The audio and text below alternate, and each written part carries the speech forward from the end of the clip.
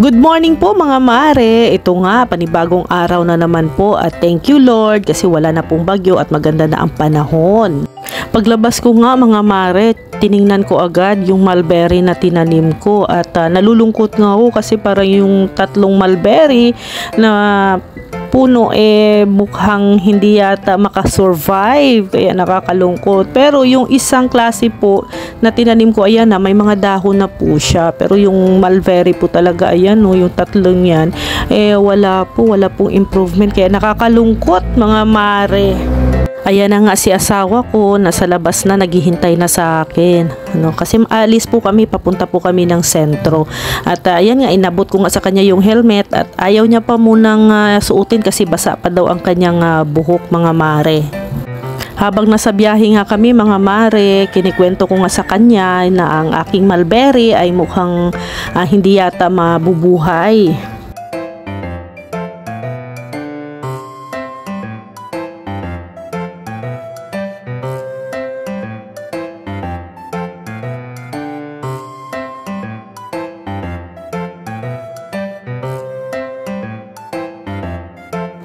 Hinarap ko nga mga mare ang camera ko kay asawa ko at sabi ko sa kanya, ayan no, yung noo mo ay malapad na.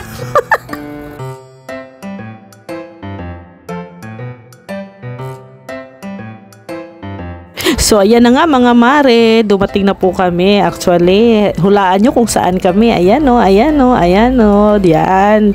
Dito po kami sa gym talaga pupunta mga mare. At ayan na si asawa ko, nagwa-warm up na. Kasama din po namin si Kalingap Hana, si Deans at saka si Kalingap Dan. At syempre yung coach natin ay si Coach Ralph.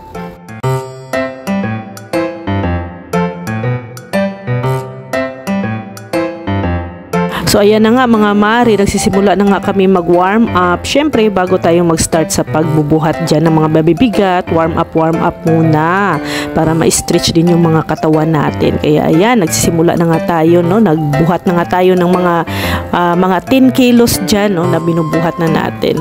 So sabi ko nga kay Kalingap Hana, ay abay, itodo na natin to, diba? Gusto nating bumalik ang ating alindog, hala, itodo na natin to.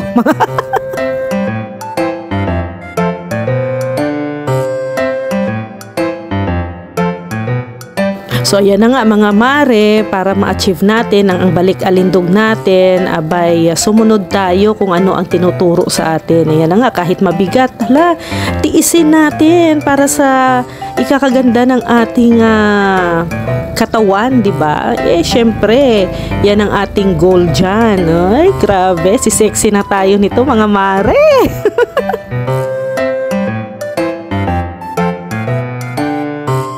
Siyempre mga mare, hindi lang naman sa pagpasexy ang goal natin dito. Yung gusto ko din talaga, magiging health conscious na din ako, maging healthy. Kasi in my age of 40, siyempre, kailangan na din nating ingatan yung ating katawan, di ba? Akala ko nga mga mare, hindi ko na maranasan ang pagpupunta ng gym. Pero as of now, sa age of 41, ito, nakapag-gym talaga ako mga mare. First time ko talaga to na pumasok sa gym. Pero simula nung nag-gym ako mga mare, yung naobserbahan ko lang po sa aking katawan, medyo gumaan na po, no, tuwing matutulog ako at pagising ko sa umaga, magaan na po ang aking pakiramdam. Kasi nga po, lahat ng mga pawis ko ay nilalabas ko dito sa pag-gym po mga mare. Ako kasi yung tipo ng tao mga mare, kahit naglalakad ng malayo, hindi po talaga ako pawisin. Hindi ko alam kung kayo din ganun ha. Pero ako po, ganun po akong klaseng tao, hindi po ako pawisin. Pero dito sa gym po mga mare, ay abay, no? Lumabas po talaga lahat ng pawis ko, grabe. Sabi nga nila mga mare, dapat daw kasi talaga pinapawisan tayo para yung toxic, no, sa ating katawan ay mailalabas din natin, no? At laking tulong din po yan yung mailabas yung pawis ng katawan.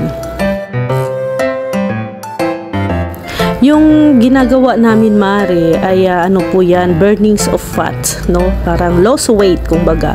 So mga ano lang po, mga basic, hindi po naman masyadong talagang magbubuhat tayo ng mabigat. Depende po yan, sa kaya lang po ninyo, nakadepend po yan, no? Kung ano lang ang kaya ninyong bubuhatin. Ayan na nga, nag-usap na nga kami ni Kalingap Hana dyan kung saan na yung masakit sa katawan namin. Ayan, masakit po talaga sa braso mga mare. Fairness.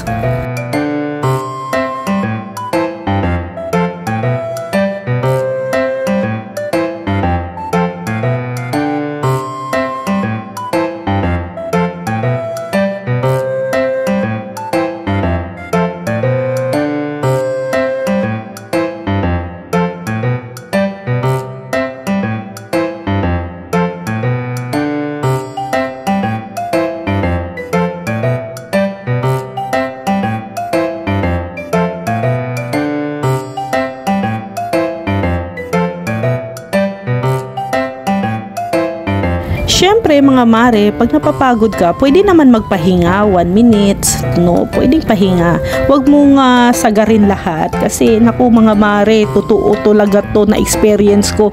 Munti ka na talaga akong mahimatay on my first day.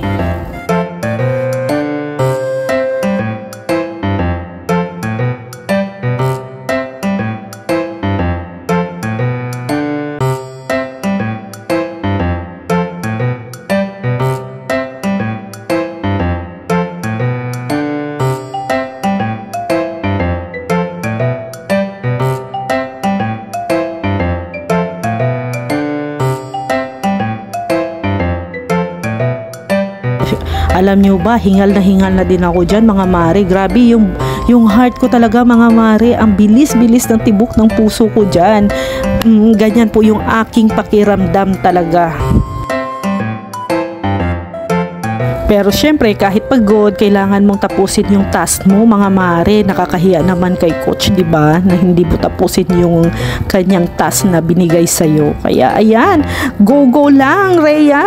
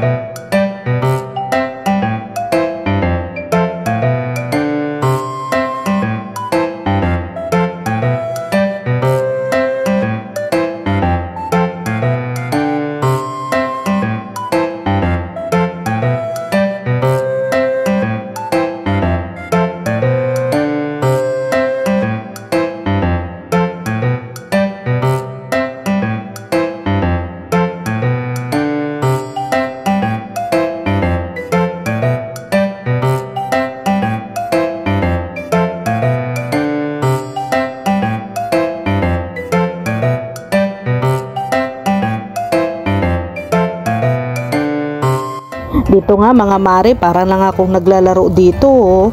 Pero in fairness masakit din po yan sa arms, nakakapagod din po yan mga mare. Hindi ko alam kung ano ang tawag dyan, pero sabi nila nakaka-burn out din po ng fat yan.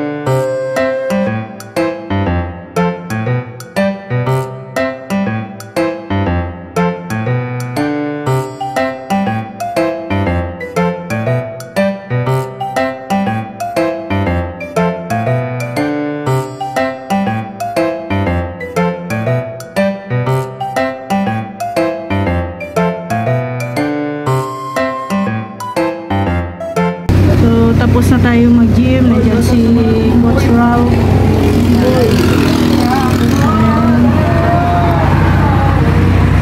Tapos na din kami. Na kami mag-gym. Bukas ulit. Bye, Coach. Thank you. Ayan, ikaw naman ano. Sige, ikaw naman. Bye. Ha?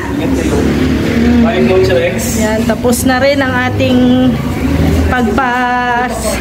pagpa-sexy. Vince, malaya sila, Kuya J.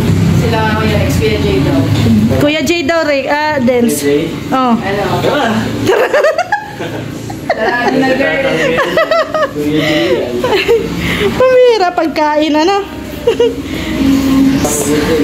Ayan, uwi na tayo. Malaya. Bye-bye, bye-bye. 4 minutes di tinapos. Coach.